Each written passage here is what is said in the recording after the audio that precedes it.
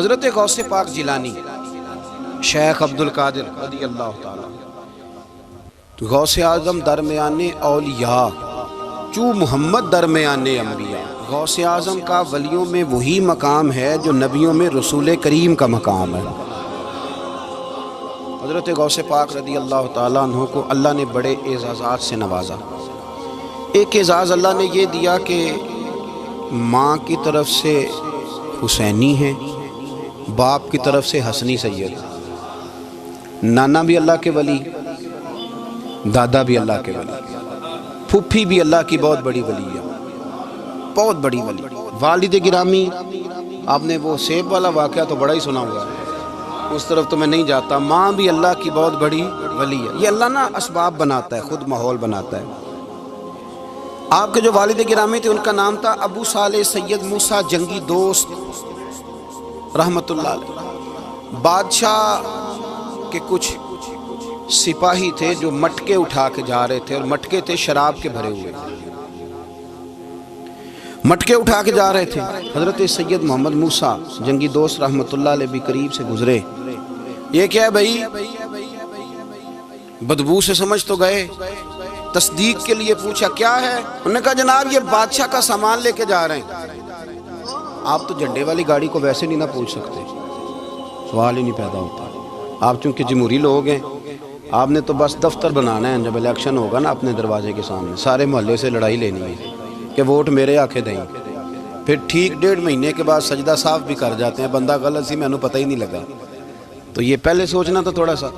ایسے ہی بلا وجہ الیکشن تو روز کبھی کبھی آئے گا، تو ہم نے ایک جگہ تو روز رہنا، ایک دوسروں سے جھگڑے کرنا اور معاذ اللہ تعالیٰ غیبتیں کرنا، عزتیں اچھالنا، یہ مسلمان کا شیوا نہیں ہے. حضرت غوث پاک کے والد نے پوچھا کیا لے کے جا رہے ہو؟ بادشاہ کا سامان ہے جی. ہاتھ میں ڈنڈا تھا، 3 مٹکے تھے شراب کے بھرے ہوئے. زور سے ایک ایک ڈنڈا مٹکوں پہ مارا تو مٹکے ان کے سروں پہ ٹوٹ گئے. بادشاہ سلامت، ہم ساری تقریباً بادشاہ سلامت ہوتے ہیں. یہ کسی کی جرت ہے مطلب میرے گھر کے معاملے میں مداخلت کرے ہو، پھر بادشاہ ہو. لوگوں نے جا کے بڑی غیبتیں کی، بڑی بڑی کہانیاں سنائیں. اس نے تو توڑ دیا جی مٹکے آپ کے، نے کوئی حال نہیں چھوڑا. تو بادشاہ کہنے لگا بلاؤ سید موسیٰ پاک جنگی دوست رحمت اللہ علیہ کو بلا لیا. تو کہنے لگے بادشاہ تمہیں پتہ تھا مٹکے کس کے ہیں؟ آپ فرمانے لگے پتہ تھا مجھے. کہا کیوں توڑے؟ فرمایا اس لیے توڑے کہ مجھے تیرے اوپر رحم آ گیا تھا، تو اگر شراب پیے گا تو دوزخ میں جلے گا. مجھے رحم آیا تھا، میں نے توڑ ڈالے. تو کہنے لگا آپ کون ہیں؟ تو آپ فرمانے لگے میں محتسب ہوں، میری حساب کتاب لینے کی ڈیوٹی ہے. محتسب ہوں، غلط آدمی کا حساب کروں گا. تو بادشاہ کہنے لگا کس نے ڈیوٹی لگائی آپ کی؟ فرمانے لگے میری ڈیوٹی میرے رب کریم نے لگائی ہے، میری ڈیوٹی اللہ نے لگائی. تأمرون بالمعروف وتنہون عن المنکر، مسلمان کے ذمے ہے اچھائی کا حکم دے گا، برائی سے روکے. یہ ذمہ داری ہے میری، اللہ نے ڈیوٹی لگائی ہے. بادشاہ پہ اتنا روب طاری ہوا کہ کہنے لگا حضور آپ کی بڑی مہربانی، آپ نے یہ کام کیا. کہنے لگا جناب اگر آپ اجازت دیں تو میں بھی آپ کو محتسب نہ بنا دوں، آپ میرے وزیر بن جائیں. کوئی بندہ اس طرح کا کام کرے تو اسے روکیں. تو آپ فرمانے لگے نہیں، تو اپنی نوکری سنبھال کے رکھ، جسے اللہ ڈیوٹی پہ لگائے اسے پھر بندوں کی ڈیوٹیاں نہیں کرنی چاہیے. یہ اعزاز اللہ نے انہیں دیا، یہ شان رب کریم نے عطا فرمائی. ان کے صاحبزادے تھے حضرت غوث پاک جیلانی رضی اللہ تعالی عنہ. اللہ تعالیٰ نے جب کسی شخص سے کام لینا ہوتا ہے تو اللہ اس کے لیے اسباب بھی خود ہی پیدا کر دیتا ہے. علامہ اقبال اپنے استاد کی بڑی قدر کرتے تھے، شمس العلماء کی. تو ایک دن حضرت شمس العلماء سے کہنے لگے استاد جی آپ کی مہربانی سے پڑھ گیا ہوں. تو فرمانے لگے پتر تیری کلاس میں تو 250 لڑکا تھا، میری مہربانی تو سب پہ تھی، پر سارے تو اقبال نہیں نہ بنے.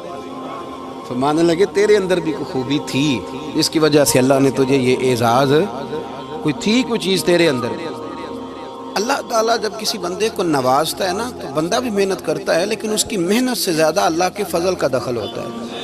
تو بندے کئی دفعہ کہنے لگ جاتے ہیں بڑی مشقت کی، بڑی محنت کی، کچھ بھی نہیں ہوتا. زیادہ اللہ کے فضل کا انحصار ہوتا ہے. رب جیسے چاہتا ہے ویسے فیصلے دیتا ہے. آپ فرماتے ہیں کہ میں چھوٹا سا تھا، والد انتقال کر گئے، والدہ تھی میری اور ہم 2 بھائی تھے. فرماتے ہیں بچے کھیلنے کے لیے نکلے تو میں بھی ان کے پیچھے کھیلنے نکل گیا.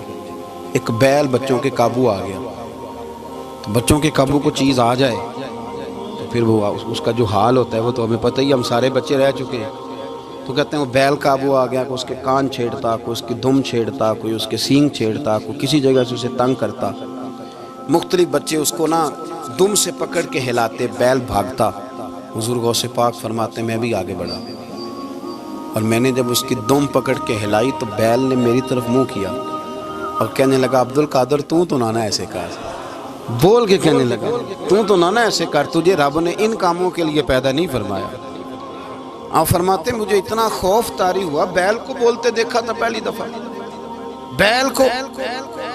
اب میرے سنی کو بھی دلیلوں کی ضرورت ہوتی ہے نا، دلیل نہ دیں، کسی بزرگ کی بات سنائیں تو سنی بھی تھوڑا تھوڑا دائیں بائیں دیکھتا ہے۔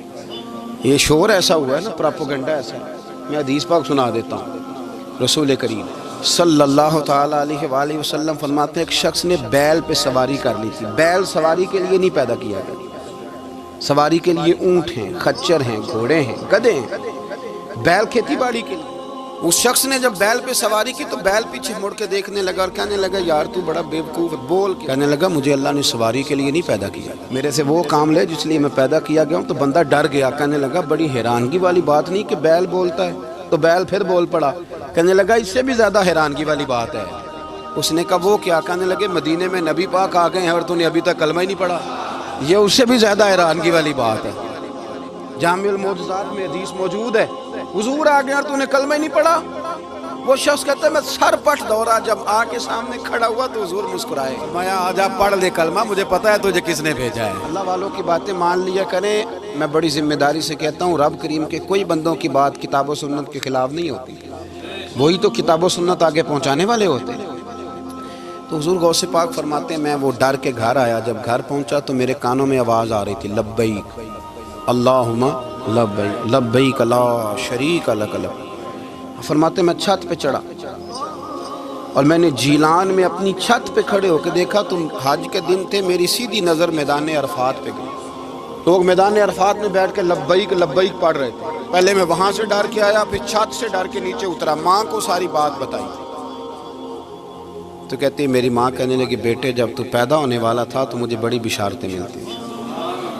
فرماتے ہیں ماں نے نا کھولا بکسا صندوق تو 80 دینار نکالے، فرمایا پتر تم 2 بھائی ہو اور تمہارا باپ کل جاگیری 80 دینار چھوڑ گیا، 80 40 تمہارے 40 تمہارے بھائی کے۔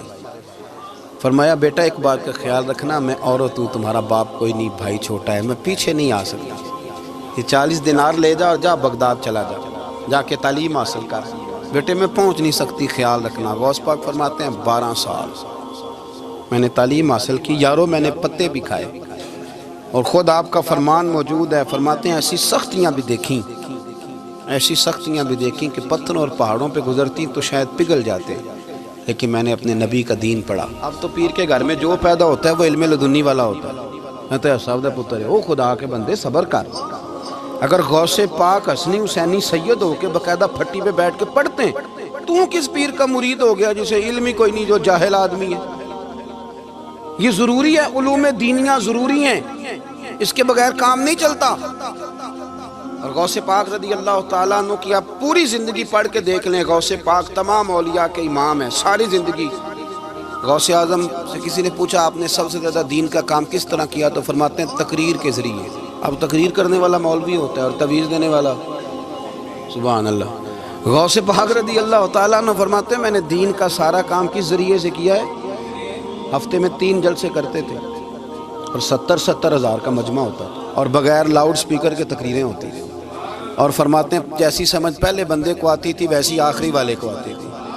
لوگوں نے کہا حضور یہ کرم کیسے ہوا؟ فرمانے لگے میں نے جب تعلیم حاصل کر لی تو بولنا آتا ہی نہیں تھا، تو میں بڑا پریشان، ایک دن سو گیا تو خواب میں رسول کریم کا دیدار نصیب ہوا۔ نے فرمایا تو واز کیا کر، تیرے واز سے لوگوں کو فائدہ ہوگا۔ یا رسول اللہ میں اجمی بندہ ہوں، لوگوں کے سامنے کیسے بات کروں گا؟ تو حضور نے فرمایا منہ کھولنا ذرا۔ کہتے میں نے منہ کھولا تو محبوب نے 7 دفعہ لعاب دہن ڈالا میرے منہ میں۔ آپ فرماتے ہیں پھر بولتا میں تھا، اثر کوئی اور پیدا کر دیتا۔ حضور غوث پاک رضی اللہ تعالیٰ عنہ نے 40 سال دین کا کام کیا۔ صبح کے وقت فقہ کا درس دیتے تھے، فجر کے بعد کچھ دیر کا ناشتہ کرتے سو جاتے، پھر آ کے مدرسے میں پڑھاتے باقاعدہ بچوں کو۔ غوث پاک رضی اللہ تعالیٰ عنہ کی سیرت پر آپ ساری کتابیں پڑھ لیں، ساری کتابیں لو، میں نے بھی بڑا ہی دعویٰ کر دیا، یعنی ساری کتابیں جتنی اب تک چھپی ہوئی ساری پڑھ لو، کہیں نہیں ملے گا کہ ہم غوث پاک کے آستانے پہ گئے، غوث پاک کسی بندے نے یہ نہیں کہا ہم غوث پاک کے آستانے پہ گئے، غوث پاک کے دربار پہ گئے، سب نے یہی لکھا ہے کہ ہم حضور غوث پاک کے مدرسے میں گئے۔ ہمارے نا مدرسوں میں سبق تقسیم ہوتے ہیں، سال جب شروع ہوتا ہے نا تو سبق تقسیم ہوتے ہیں، ہمارے مدرسے میں بھی تقسیم کرتے ہیں ہمارے مولانا، آپ حدیث پاک پڑھائیں گے، فلانا استاد منطق پڑھائے گا، فلانا فلسفہ پڑھائے گا، فلانا یہ سبق تقسیم ہوتا ہے، فلانا قرآن، فلانا حدیث، فلاں فقہ۔ تو غوث اعظم کے مدرسے کے جو ناظم تعلیمات تھے وہ کہنے لگے حضور سبق بانٹنا ہے تو آپ کو کون کون سے سبق دے دیں، کون کون سا پیریڈ پڑھائیں گے؟ تو آپ فرمانے لگے نہیں پیریڈ رہنے دو۔ حضور پھر فرمایا اس طرح کرو، لائق بچے تم رکھ لو اور نالائق سارے مجھے دے دو، میں جانوں اور نالائق جانے، نالائق سارے میرے۔ غوث پاک رضی اللہ تعالیٰ نالائق سارے رکھ لیے، کند ذہن، اور حضور غوث پاک ان کو اسباق پڑھایا کرتے، ان پر محنت کرتے۔ فجر کے بعد فقہ کا درس، 10 بجے مدرسے کی کلاس، زور کے بعد حدیث پاک کا درس، مغرب کے بعد تفسیر بیان کرتے۔ بانج علموں جو کرے فقیری، وہ کافر مرے دیوانہ، اور عشاء کی نماز کے بعد ہفتے میں 3 جلسوں سے خطاب، اور یہ سارے کام کر کے نا تو پھر بھی غوث اعظم جب دنیا چلی جاتی تو وضو کر کے مصلی پہ بیٹھ جاتے، اور 40 سال بیت گئے، ساری رات اللہ کی بارگاہ میں عبادت کرتے، 40 سال۔ حضور غوث پاک کو اللہ نے بڑا اعزاز دیا، کتابیں لکھی، ڈیوٹی کی، محنت کی، کوشش کی پوری دنیا میں۔ میں پہلے بھی بتا چکا ہوں، پھر بتاتا ہوں، یہ جو صلاح الدین ایوبی کا بہت نام لیتے ہیں نا، بہت بڑے مجاہد تھے۔ صلاح الدین ایوبی کے ساتھ 70,000 کی فوج تھی، سارے کے سارے غوث پاک کے مرید تھے۔ صلاح الدین ایوبی نے حضور غوث پاک کی زیارت نہیں کی، پر تعلیم غوث پاک کے مدرسے میں حاصل کی۔ اس کو بڑا شوق ہو نا کتابیں دیکھنے کا، وہ میرے پاس آئے، میں دکھاؤں گا انشاءاللہ۔ صلاح الدین ایوبی حضور غوث پاک کے مدرسے کا طالب علم ہے۔ یہ آپ کے ملک میں 2-3 دن سے رٹا چل رہا ہے، وکیلوں کا، ڈاکٹروں کا، کل سے یونیورسٹی کا بھی چل گیا ہے۔ یہ لڑائی کسی مولوی 2 گروپوں میں ہوئی ہوتی نا، چلو نام بولو، میں نے پتہ ہے اگلی گل دے، کسی مولویوں کے 2 مدرسوں میں ہوتی نا تو جو طوفان اٹھنا تھا نا ہر چوک میں، مولوی لڑاندے بڑا لے یہ بڑی۔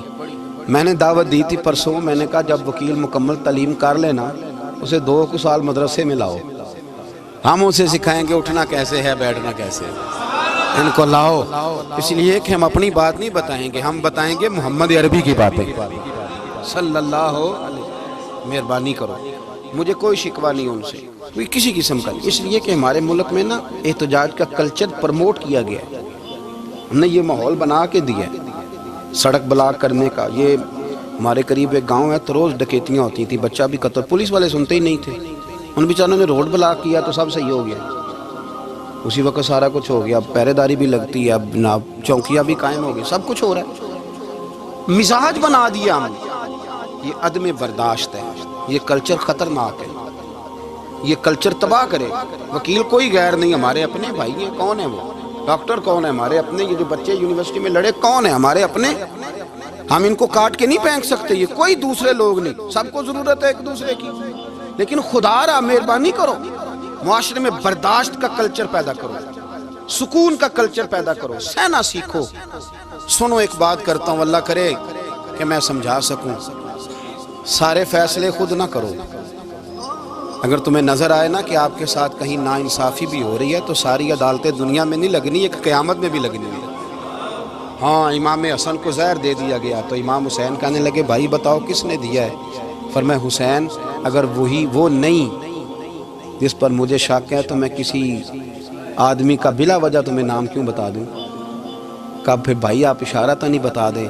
تو فرمایا حسین اگر وہی ہے نا جس پر مجھے شک ہے تو پھر بھی میں نے فیصلہ اپنے رب پہ چھوڑ دیا۔ فرمایا میرے رب سے زیادہ بہتر فیصلے کرنے والا کوئی موجود؟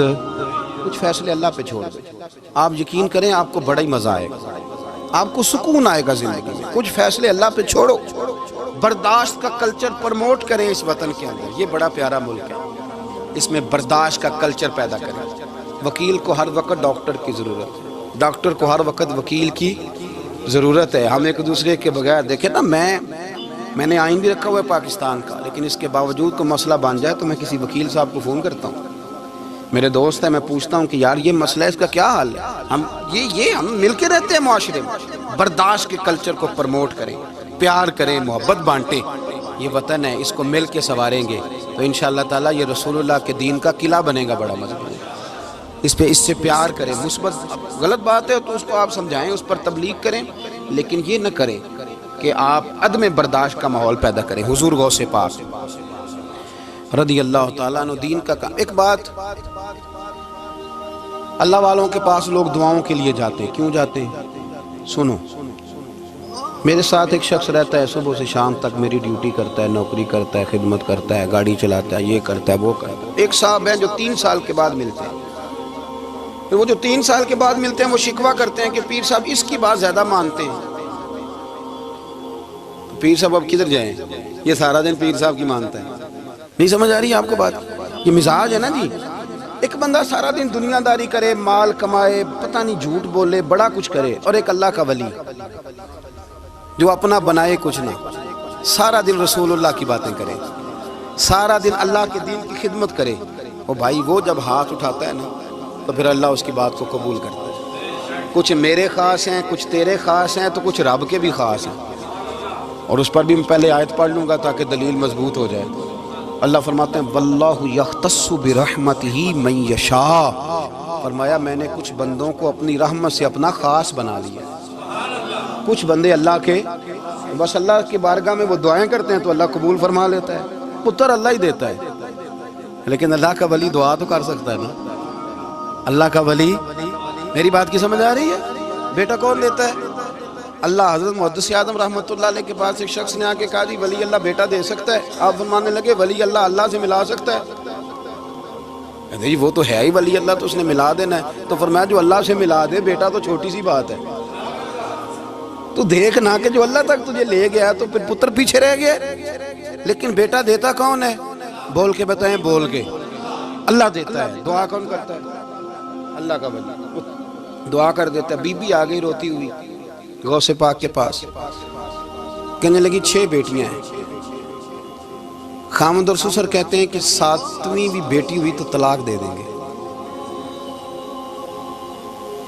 تھوڑا سا اگر بندہ مالدار بھی ہو تو پھر وہ ہمارا دماغ جہاں مرضی چلتا ہے نا، یہ جہالت آج بھی بہت ساری جگہوں پہ پائی جاتی ہے۔ تہذیب سکھاتی ہے جینے کا سلیقہ، تعلیم سے جاہل کی جہالت نہیں جاتی۔ تو رو پڑی۔ حضور غوث پاک رضی اللہ تعالیٰ عنہ نے بلایا اس کے شوہر کو بھی اور سسر کو بھی، فرمایا یہ دیکھ یہ تو اللہ کے کام ہے، جس کو چاہے بیٹیاں دے، جس کو چاہے بیٹے دے۔ تو جو نہیں مانتے پھر غوث پاک کی بھی نہیں مانتے، انہوں نے کہا جی نہیں جی میں تو نکاح کروں گا۔ چلے گئے تو غوث پاک کی بارگاہ میں وہ بیٹی اور اس کا باپ اور اس کی ماں پھر آئے، کہنے لگے حضور مہربانی فرمائیں۔ پھر اللہ کے ولیوں کے پاس ایک قوت ہوتی ہے جس کا نام مصلی ہے۔ مصلی بہت بڑی طاقت، بہت بڑی۔ حضور نے فرمایا دعا صلاح المومن، فرمایا دعا مومن کا ہتھیار ہے۔ یہ مومن جب ہاتھ اٹھاتا ہے تو پھر عرش کا مالک دروازے کھول دیتا ہے کرم کے۔ حضور غوث پاک نے مصلی بچھا لیا اور رو پڑے، کہنے لگے مالک کریم اس بی بی کے دل میں کس نے بات ڈالی تھی کہ عبد القادر کے دروازے پہ جا؟ دیکھیں منانے کا انداز، منانا آتا ہے نا۔ اللہ کس نے اس کے دل میں بات ڈالی کہ عبد القادر کے دروازے جا؟ کس نے ڈالی؟ اور مالک اگر تو نہیں ڈالی تھی تو کیا تو اب اپنے عبد القادر کو رسوا کرے گا؟ اگر تو نہیں بھیجا ہے کہ ادھر جا تو اب تو رسوا کرے گا؟ حضور غوث پاک رضی اللہ تعالیٰ عنہ دعا مانگ کے چہرے پہ ہاتھ پھیرے، بچی کے سر پہ ہاتھ رکھا، فرمانے لگے پتر جا، مجھے امید ہے اللہ نے 6 بیٹیاں دی ہیں تو 7 بیٹے بھی عطا فرمائے گا۔ تو بی بی کہتی ہے پھر رب نے فضل فرمایا اور 7 ہی بیٹے عطا فرمائے، پھر 7 ہی بیٹے رب کریم نے دیے۔ تو جو اللہ کی مان تھا پھر اللہ بھی اس کی، تو اس میں اختلاف کی کیا بات ہے؟ یہ سادی سی بات ہے۔ ایک بغداد کا سوداگر تھا، بڑا مالدار تھا۔ ایک دن اس نے بغداد کے سارے علماء اور مشائخ کی دعوت پکائی تو غوث پاک کے پاس بھی آیا، کہنے لگا حضور شام کا کھانا ہے۔ آپ نے اس کا چہرہ دیکھا تو وہ رو پڑا، کہنے لگا بغداد کے پیر انکار نہ کرنا۔ آپ نے فرمایا تو جا میں آؤں گا۔ شاگرد مرید کہنے لگے حضرت جی آپ بڑی مشغولیت تھی شام کو، فرمایا اتنا بڑا آدمی جب رو پڑتا ہے تو لگتا ہے بڑا مجبور ہے، چلیں گے۔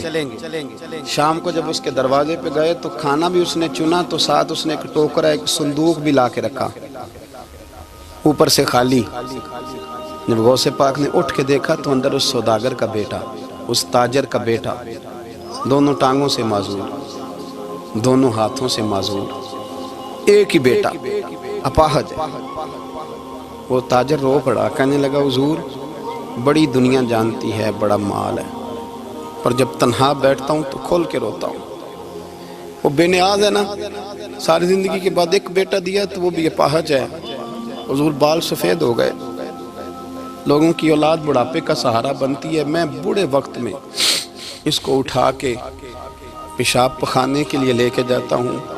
بغداد کے عبد القادر سنا ہے جب تو دعا مانگتا ہے تو رب قبول فرما لیتا ہے، تو مہربانی فرما اگر میرا پتر ٹھیک ہو جائے، میرا زور کوئی نہیں، مالک بے نیاز ہی بڑا ہے، اگر مہربانی ہو جائے۔ تو غوث پاک نے پھر مصلی بچھایا، مصلی بچھا کے کہنے لگے مالک تو اپنے بندوں کے دل میری طرف کیوں موڑتا ہے، اور اگر موڑتا ہے تو پھر رحمت کی نظر فرما، بندہ نوازی فرما۔ ایک باپ اتنے رو رو کے آنسو بہا رہا ہے تو کرم نوازی فرما۔ حضور غوث پاک نے ابھی چہرے پر ہاتھ نہیں پھیرے کہ بچہ اللہ اکبر کہتا ہوا صندوق سے باہر نکل آیا۔